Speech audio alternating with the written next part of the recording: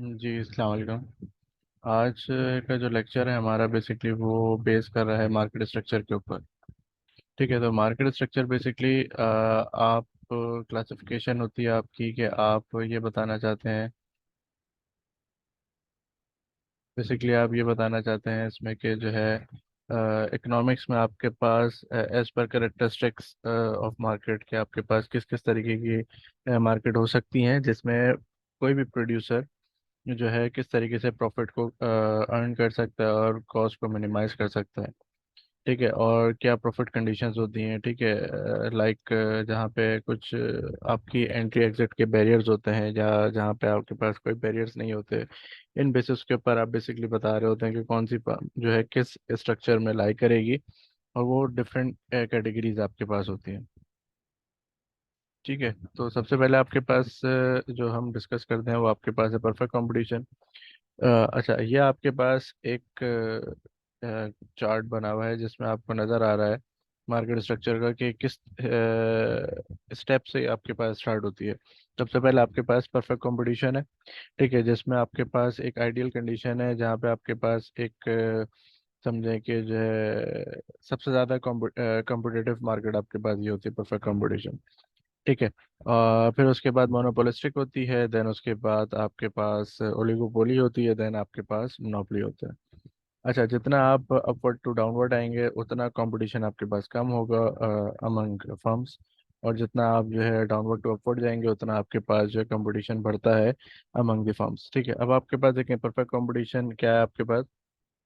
Perfect competition आपके पास एक ऐसी कंडीशन है जिसमें आप ये कहते हैं कि बायर एंड सेलर के पास सिमेट्रिक इंफॉर्मेशन है, मतलब दोनों को कंप्लीट इंफॉर्मेशन है कि प्रोड्यूसर को ये इंफॉर्मेशन है कि कंज्यूमर की परचेजिंग पावर कितनी है, और कंज्यूमर को ये पता है कि प्रोड्यूसर की इसकी कॉस्ट प्राइस कितनी है। प्रैक्टिकली ऐसा पॉसिबल नहीं होता कि हम कोई भी चीज़ परचेज करने जाते हैं, हमें नहीं पता तो इसकी एक्चुअल में फर्म को क्या कॉस्ट पड़ी है, उसने जो लिखी है हमें वही एक्सेप्ट करना पड़ती है।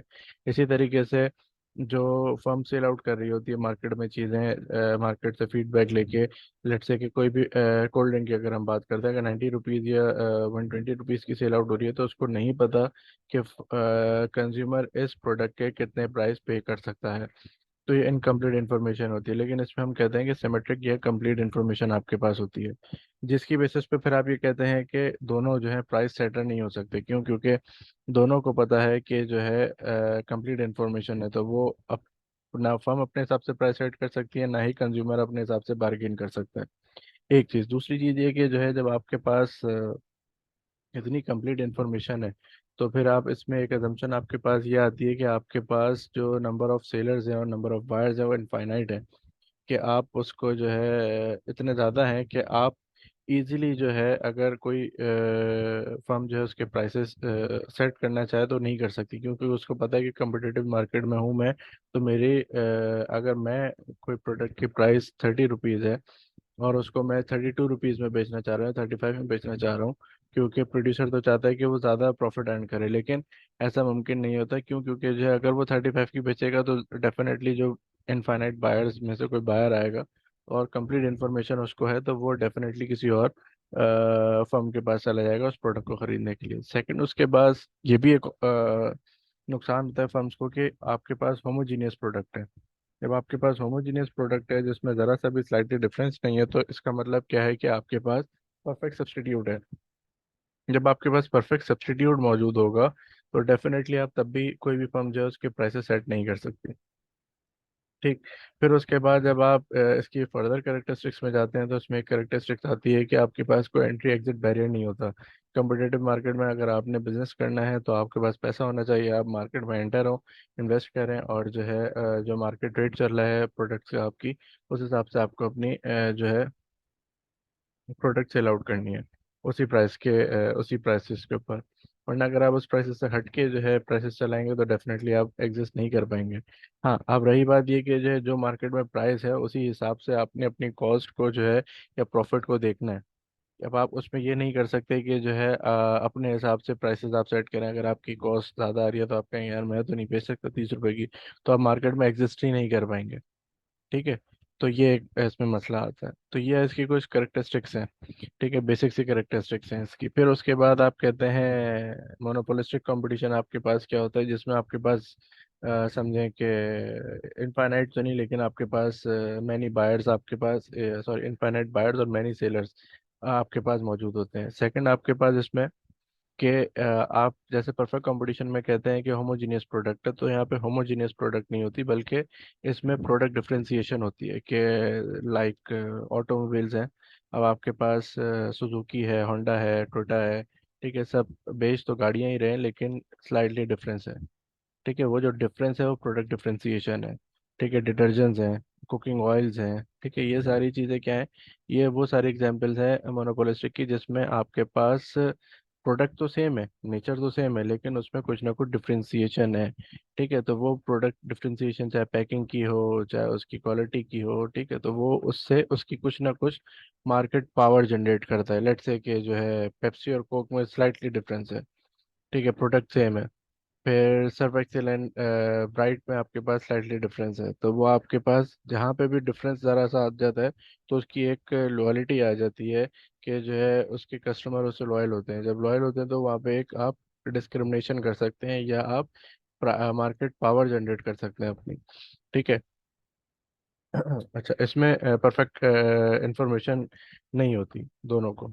कैसा नहीं है कि दोनों को परफेक्ट इंफॉर्मेशन है, एक दूसरे की है कंप्लीट इंफॉर्मेशन है, बायर को सेलर की और सेलर को बायर की, ऐसा नहीं होता। ठीक है, फिर उसके बाद नेक्स्ट आती है आपके पास ओलिगोपोली, जिसमें आप ये कहते हैं कि जो आपके पास बहुत लिमिटेड से आपके पास से बेचने वाले हैं, जैसे ऑयल प्रोड्यूसिंग कंट्रीज। ठीक है, ओलिगोपोली है वो आपके पास, जिसमें आपके पास नंबर ऑफ सेलर्स लिमिटेड है और ख़रीदने वाले बहुत ज़्यादा हैं। इसमें मार्केट पावर मोनोपोलिस्टिक से ज़्यादा होती है, एंट्री एग्जिट के बैरियर्स इसमें होते हैं, मोनोपोलिस्टिक में भी एंट्री एग्जिट के बैरियर्स होते हैं। ठीक है, तो यहाँ पे मार्केट पावर रिलेटिवली ग्रेटर होती है एज कम्पेयर टू मोनोपोलिस्टिक और परफेक्ट कंपटीशन के। ठीक है, प्राइस फर्म सेट करती है इसमें, बायर सेट नहीं कर सकता। मोनोपोलिस्टिक में भी आप कह सकते हैं कि जो है फर्म्स ही या कंपनीज ही जो है प्राइस सेट कर रही होती है यूजुअली। ठीक, अच्छा, इसमें आपके पास होमोजीनियस प्रोडक्ट तो होती है, ठीक है, कि जो है प्रोडक्ट तो आपके पास एक ही होगी, लेकिन आपके पास क्या है कि वहाँ पे कार्टेल सा बन जाता है जो एक मोनोपोली क्रिएट कर लेता है, जिसकी बेसिस पे आप कहते हैं ओलिगोपोली की बात कर रहा हूँ, जिसमें आप ये कहते हैं कि जो है ऑटोमेटिकली वो अपनी प्राइस को डिस्क्रिमिनेट कर सकता है बाकियों से। ठीक है, हर कस्टमर पे। तो अच्छा, नेक्स्ट आपके पास क्या है, मोनोपोली है। मोनोपोली में आपके पास क्या होता है कि सिंगल सेलर आपके पास होता है। ठीक है, बेचने वाला आपके पास एक है, खरीदने वाले आपके पास बहुत सारे हैं, जैसे आपको।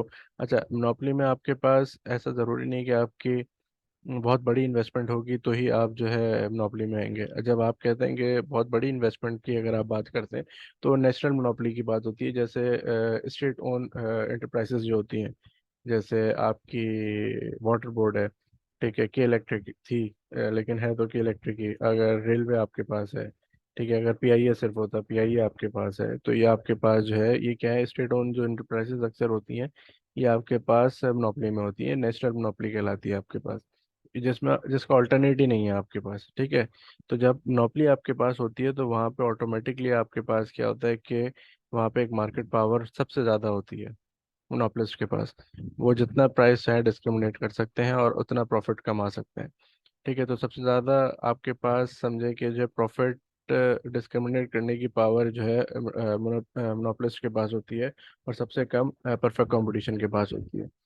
ठीक है, फिर उसके बाद आपके पास एंट्री एग्जिट बैरियर डेफिनेटली इसमें होता है मोनोपोली में। अच्छा, मोनोपोली ह्यूज इन्वेस्टमेंट पे नहीं होती, पेटेंट्स आपके पास होते हैं, ठीक है, किसी भी प्रोडक्ट के, वो भी आपके पास जो है मोनोपोली में काउंट हो रहे होते हैं।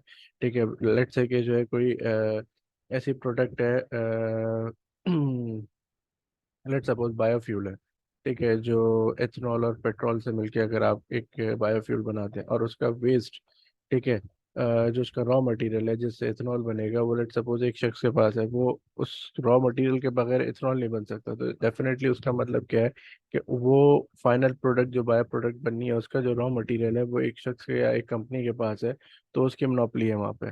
आया कि जो है उसके पास बहुत ज़्यादा इन्वेस्टमेंट नहीं है, लेकिन उसके पास उसका रॉ मटेरियल मौजूद है, तो इसका मतलब क्या है कि वो उसकी मोनोपोली है। ठीक है, वीट फ्लोर है आपके पास, तो अगर उसकी रॉ मटेरियल वीट जो है, अगर लेट सपोज के जो है किसी फार्मर के पास स्टोर है तो उसकी मोनोपोली है वहाँ पे। ठीक है, तो ये मोनोपोली जो है सिर्फ एक होती है जो इन्वेस्टमेंट पर डिपेंड करती है, ह्यूज इन्वेस्टमेंट पे, वो आपके पास नेचुरल मोनोपोली होती है। ठीक है, ये उसकी आपके पास कैरेक्टरिस्टिक्स है। ये मोनोपोलिस्टिक की कैरेक्टरिस्टिक्स है। ये ओलिगोपोली की कैरेक्टरिस्टिक्स है। ये मोनोपोली की कैरेक्टरिस्टिक्स है। अच्छा, फिर आपके पास क्या आता है? Perfect competition. परफेक्ट कंपटीशन में आपके पास प्राइसेस जो होते हैं ना, या आपके पास जो समझें कि जो डिमांड कर्व होता है या मार्जिनल रेवेन्यू कर्व होता है, वो आपके पास हॉरिजॉन्टल होता है। ठीक है, लाइक दिस, क्या आपके पास ये इस तरीके से हॉरिजॉन्टल लाइन बनती है।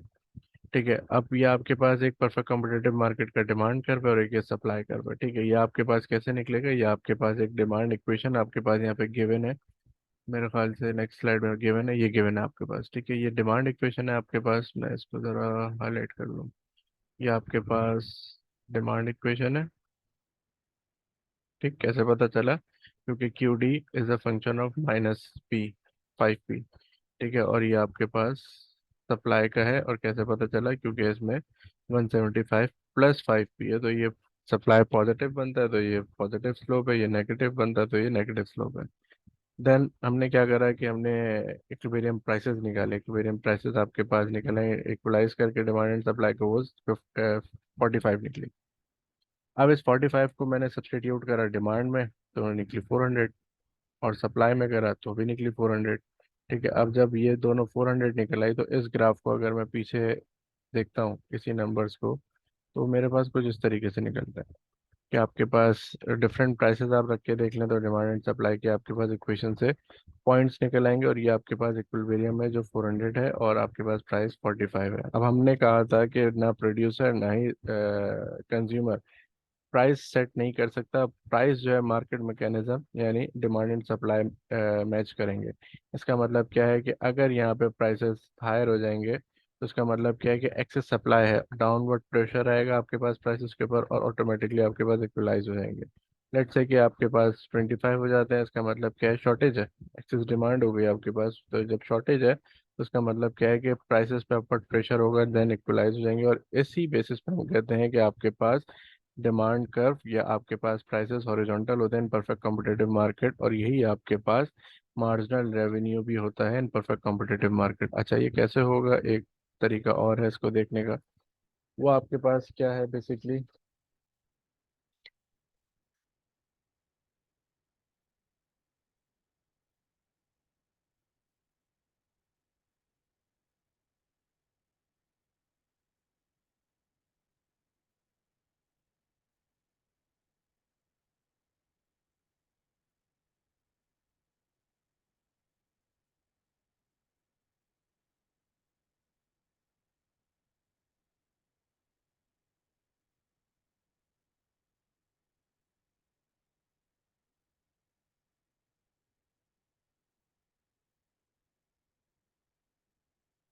अच्छा, चलो वो अभी मुझे मिलने का, मैं आगे आपको बताता हूँ कि किस तरीके से निकलता है। ठीक है, कि आपके पास मार्जिनल रेवेन्यू कैसे जो है आपके पास हॉरिजॉन्टल हो रहा है। ठीक है, तो इसमें आपके पास ये नज़र आ रहा है आपको इस डिमांड कर्व से कि आपके पास जो प्राइसेस हैं बेसिकली वो आपके पास हॉरिजॉन्टल रहते हैं या फिक्स रहते हैं आपके पास, जो चेंजेबल नहीं होते। ठीक, ये आपने डिमांड एंड सप्लाई की इक्वेशन से प्राइसेस निकाली, देन उसके बाद इक्विलिब्रियम क्वांटिटीज निकाली। अब आपका जो है जो फर्म का डिमांड कर्व है वही आपके पास मार्केट प्राइस है।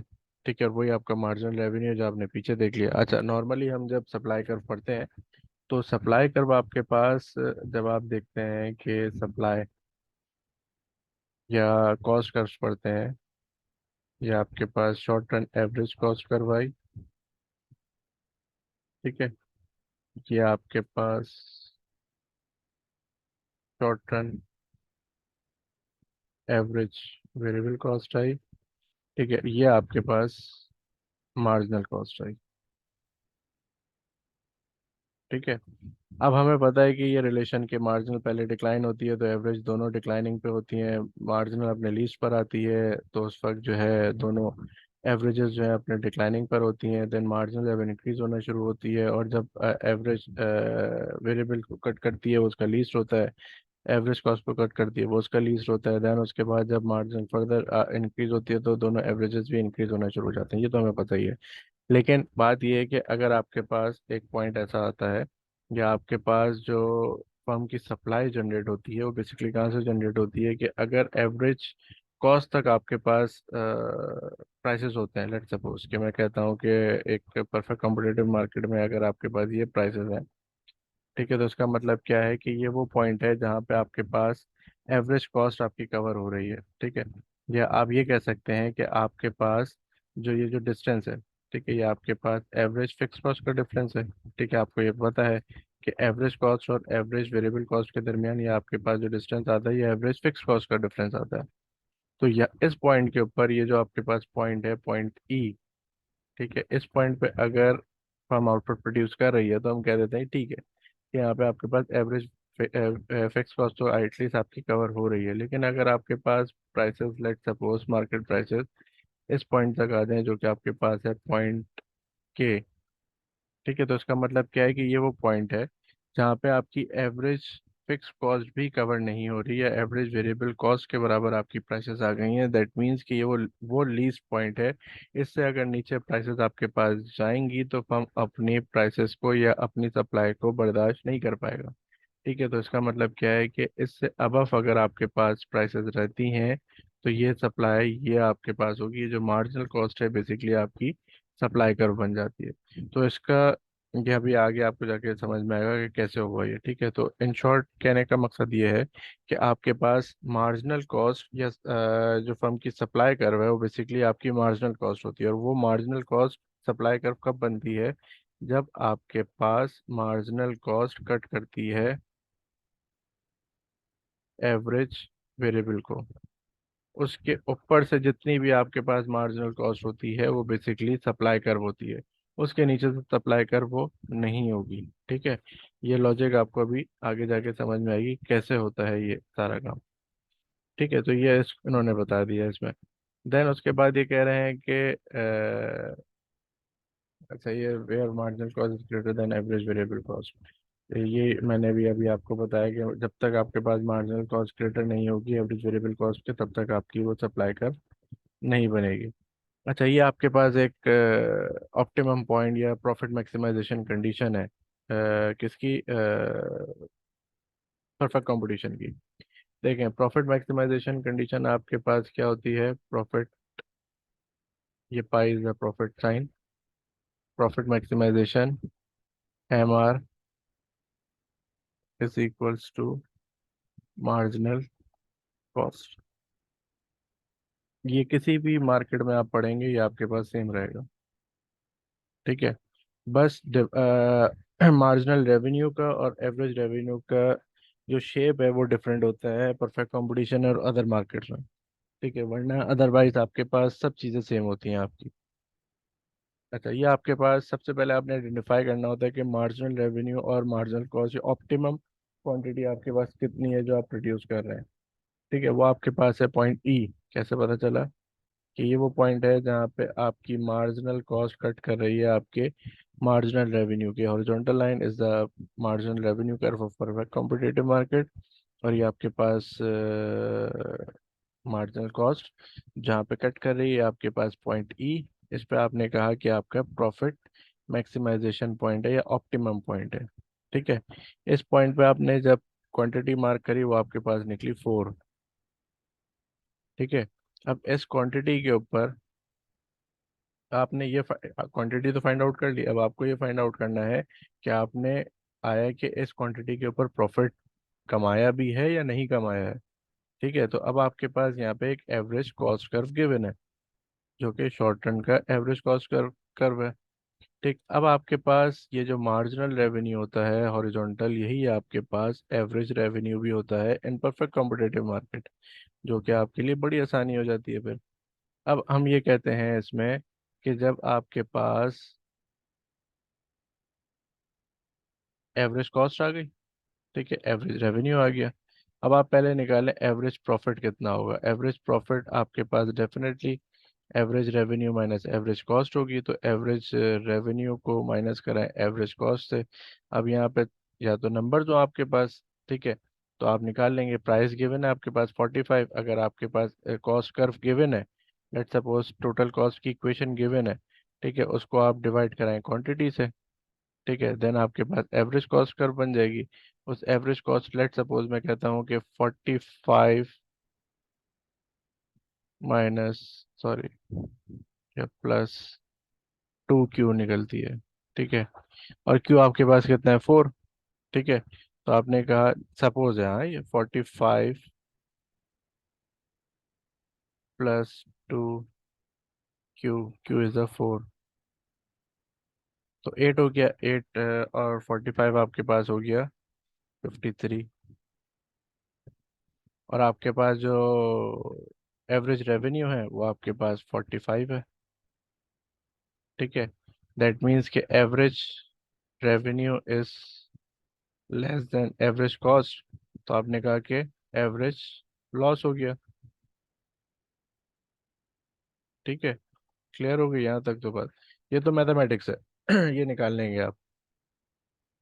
लेकिन अगर इस ग्राफ में करना है तो इसका मतलब क्या है कि इस 4 क्वांटिटी को आप लेके जाएं, पहले मार्क करें कि एवरेज रेवेन्यू कितना है। आपने कहा कि पॉइंट ई पर है एवरेज रेवेन्यू, और इसी क्वांटिटी के ऊपर एवरेज कॉस्ट कितनी है, वो पॉइंट ए पर है। तो इसका मतलब क्या है कि आपके पास एवरेज कॉस्ट है और ये आपके पास एवरेज रेवेन्यू है।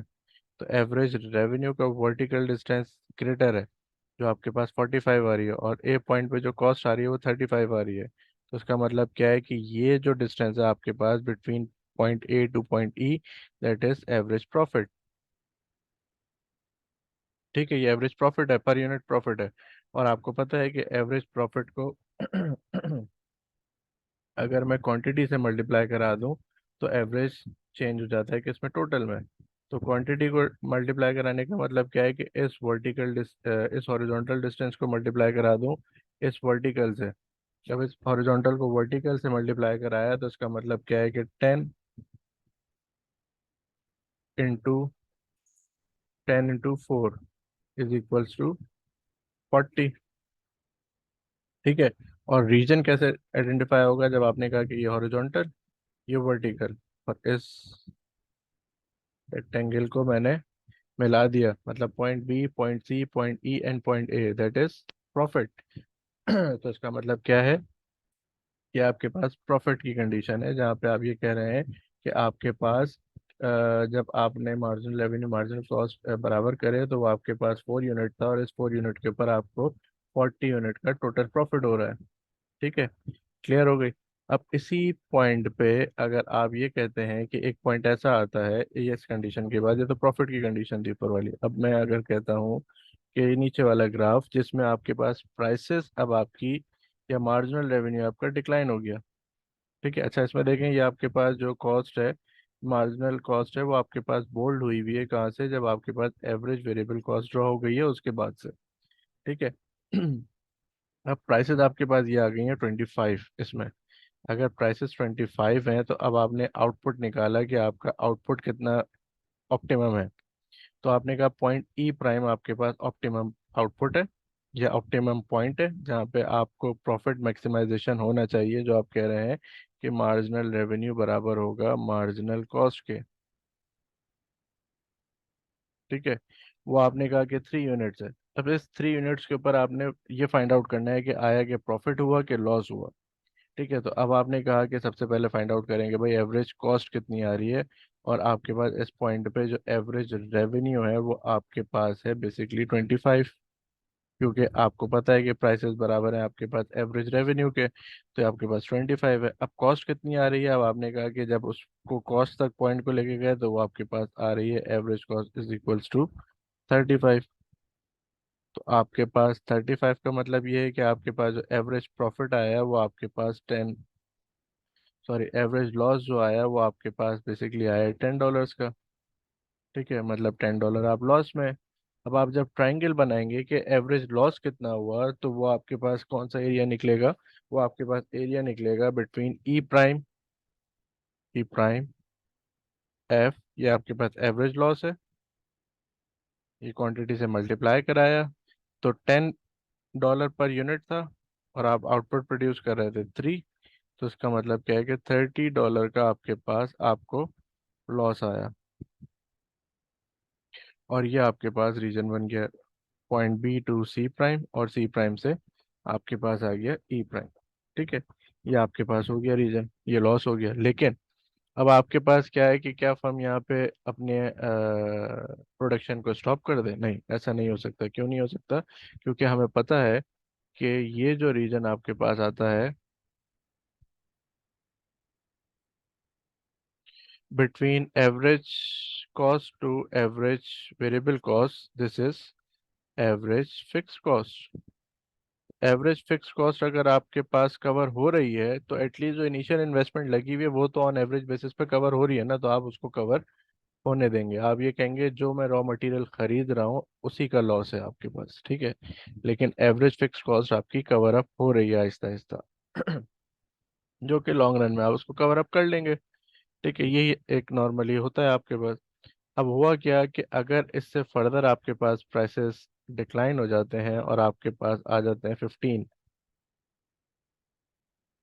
तो इसका मतलब क्या है कि अब आपके पास जो आउटपुट प्रोड्यूस हो रहा है वो आपके पास आउटपुट या ऑप्टिमम जो क्वांटिटी है वो आपके पास जो है वो बेसिकली हो रही है पॉइंट एच के ऊपर, जहाँ पे आप कह रहे हैं कि 2.5 है। इसका मतलब क्या है कि 2.5 आपके पास वो क्वांटिटी है जहाँ पे मार्जिनल कॉस्ट बराबर है मार्जिनल रेवेन्यू के, क्योंकि आपने कहा कि अब आपके पास जो प्राइसेस हैं वो पी डबल प्राइम आपके पास है 15, जो कि आपके पास मार्जिनल रेवेन्यू डबल प्राइम आपके पास है, और एवरेज रेवेन्यू डबल प्राइम है आपके पास। ठीक है, इसका मतलब क्या हुआ कि ये आपके पास वो क्वांटिटी है जो आप ऑप्टिमम क्वांटिटी है। लेकिन इस क्वांटिटी के ऊपर अगर आप लॉस देखेंगे या आप ये फाइंड आउट करेंगे कि कॉस्ट कितनी है, तो वो आपके पास इतनी आ रही है, ये एवरेज लॉस आ गया आपके पास।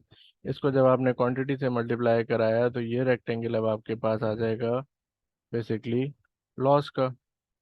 ठीक है, टोटल लॉस आपके पास कितना हो रहा है। लेकिन मसला ये नहीं है, मसला ये है कि अब आपके पास जो प्राइसेस हैं वो आपकी कितनी डिक्लाइन हो गई हैं, वो इतनी डिक्लाइन हो गई हैं कि आपकी एवरेज वेरिएबल कॉस्ट तक आ गई है। इसका मतलब क्या है कि ऑन एवरेज बेसिस जो आप वेरिएबल कॉस्ट खरीद रहे थे या रॉ मटेरियल खरीद रहे थे, अब उसके भी प्राइसेस आपके पास आपको कवर नहीं हो रहे। तो अगर इससे आप फर्दर नीचे जाते हैं तो इसका मतलब क्या है कि ये मस्ट शट डाउन कंडीशन होगी किसी भी कम्पिटिटिव मार्केट के लिए। ठीक है, और अगर आप कहते हैं कि आपकी प्राइसेस आपकी एवरेज कॉस्ट के बराबर हो जाती हैं, इस पॉइंट पे भी तो हो सकती थी प्राइसेस। तो अगर इस पॉइंट पे आप निकालते हैं, ये आपके पास पॉइंट निकलेगा उस वक्त जो ऑप्टिमम पॉइंट होगा, और आपकी कॉस्ट भी उस एवरेज कॉस्ट भी आपके पास उतनी ही बराबर होगी। तो ये आपके पास एक ब्रेक इवन पॉइंट होता है जहाँ पे आप कहते हैं कि आपकी एवरेज कॉस्ट बराबर है एवरेज रेवेन्यू के, तो आपको नो प्रॉफिट नो लॉस हो रहा होता है। लेकिन अगर आपके पास प्राइसेस एवरेज वेरिएबल कॉस्ट तक आ जाती हैं तो इसका मतलब क्या है कि ये मे शट डाउन कंडीशन है। इससे नीचे अगर जाएंगे तो मस्ट शट डाउन हो जाएगा। इससे नीचे वो प्राइसेस अपनी या अपनी सप्लाई को बेयर नहीं करेगा। ठीक है, दैट्स वाई कि आपके पास ये मार्जिनल कॉस्ट जो है यहाँ पे बोल्ड हुआ हुआ है कि एवरेज वेरिएबल कॉस्ट के बाद से एक पॉइंट तो ये हो गया। ठीक है, फिर उसके बाद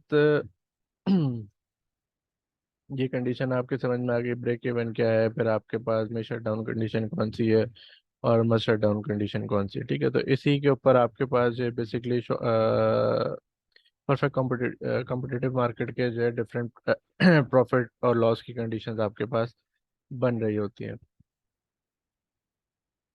ठीक, तो ये आपके पास हो गया। इसमें फर्दर और कोई केस नहीं है जिसको हम डिस्कस कर सकते हैं परफेक्ट कॉम्पिटिटिव मार्केट के अंदर?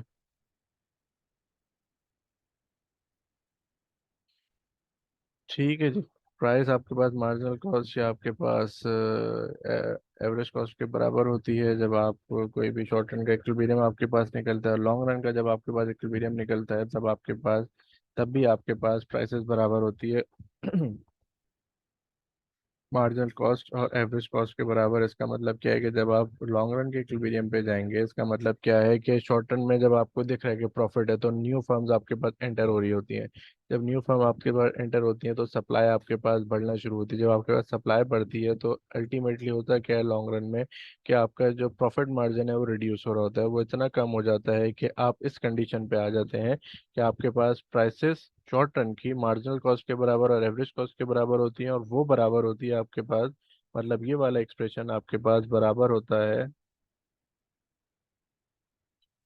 लॉन्ग रन के